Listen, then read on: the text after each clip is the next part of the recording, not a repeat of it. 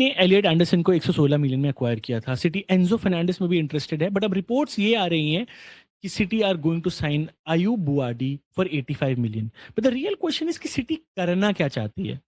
क्या ये एक डेस्परेट अटेम्प्ट है रॉड्री को रिप्लेस करने का, या कुछ और?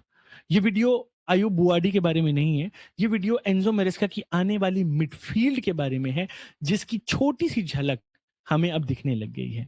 तो दोस्तों, सबसे पहले ट्रांसफर सिचुएशन को समझते हैं। अयूब बुआडी का ट्रांसफर ना तो कोलैप्स हुआ है और ना ही कंप्लीट। रिपोर्ट सजेस्ट करती हैं कि personal terms between the player and Manchester City have been agreed for a little while now, but लियल के साथ एक फाइनल पेमेंट का स्ट्रक्चर पे बात फंसी हुई है, जो कि जल्दी रिजॉल्व हो जाएगी। So I am not even worried about the delay, I am more concern about the fact that why are we signing him. क्योंकि आपने एंडरसन को 116 मिलियन में साइन कर लिया है, तो why is there a need to sign an 18 year old for 85 million? अब ये कोई नॉर्मल ट्रांसफर तो हो नहीं सकता, तो ये क्या है? मेरे हिसाब से ये रीबिल्ड है।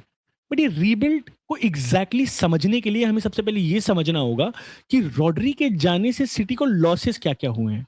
तो आइए समझते हैं पहले रॉड्री सिटी के लिए करता क्या था। देखो, रॉड्री कोई एक नॉर्मल नंबर 6 प्लेयर तो था नहीं।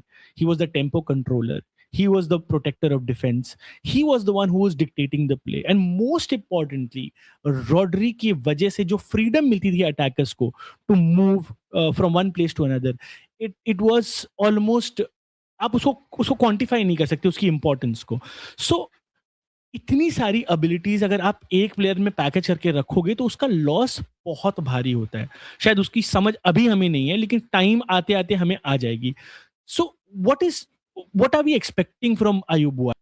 अगर एंडरसन ऑलरेडी आ गया है तो बुआडी की जरूरत क्यों पड़ी? सिंपल है, क्योंकि दोनों सेम प्लेयर नहीं है। एंडरसन इमीडिएट इंपैक्ट दे सकता है, वो physicality, intensity, defensive work, Premier League readiness है। वहीं बुआडी एक लॉन्ग टर्म इन्वेस्टमेंट है, टेक्निकल क्वालिटी है, कंपोजर है और बहुत ही बड़ा पोटेंशियल आर्क है।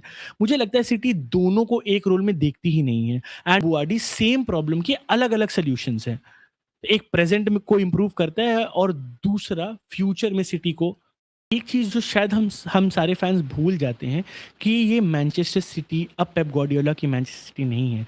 ये मैनचेस्टर सिटी अब एंजो मरेस्का की मैनचेस्टर सिटी है, और हो सकता है कि इसकी मिडफील्ड भी बहुत डिफरेंट हो सकता है कि एंजो मरेस्का किसी एक प्लेयर पर रिलाई करने के अलावा उसी मिडफील्ड की पोजीशन को रिस्पॉन्सिबिलिटीज अलग अलग मिडफील्डर्स पे इंप्लाई कर दे। हो सकता है सिटी फ्यूचर में रॉड्री टाइप मिडफील्डर ढूंढने की जगह एक कलेक्टिव मिडफील्ड ही बिल्ड कर दे। तो ऑनेस्टली बुआडी का ट्रांसफर मुझे इसी डायरेक्शन का सिग्नल देती है। लेकिन सबसे बड़ा रिस्क क्या है? सबसे बड़ा रिस्क ये है कि बुआडी एक 18 साल का बच्चा है, और 85 मिलियन का प्राइस टैग एक बहुत ही डेंजरस लेवल है।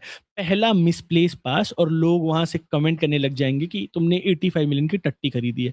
पहला बुरा गेम और लोग बोलने लग जाएंगे फर्नांडिन्हो बेटर था, रॉड्री बेटर था, गुंडोगन बेटर था, कोवाचिच बेटर था। और अनफेयर, ये बहुत ही अनफेयर होगा, क्योंकि बुआडी को रॉड्री नहीं बनाना है, बुआडी को बुआडी ही रहने देना है।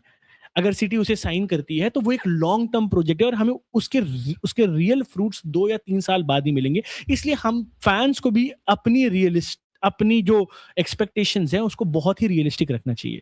तो फिर सवाल क्या है? बुआडी ट्रांसफर इतना टाइम ले क्यों रहा है?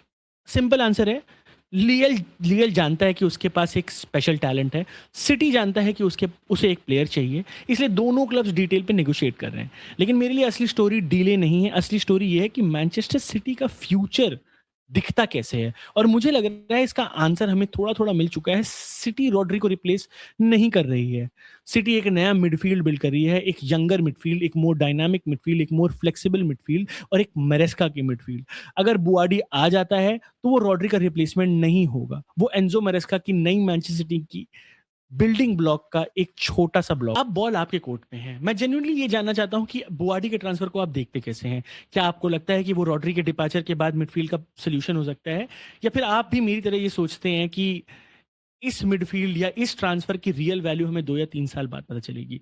कमेंट्स में अपने थॉट्स जरूर शेयर करिएगा दोस्तों। अगर आप नए हो तो सब्सक्राइब करिएगा, लाइक जरूर करिएगा, और आप no nonsense, tactical, noise free Manchester City discussion पसंद करते हैं तो please please please support let me talk City. मैं आपसे वापस मिलता हूं अगले वीडियो में। Good bye.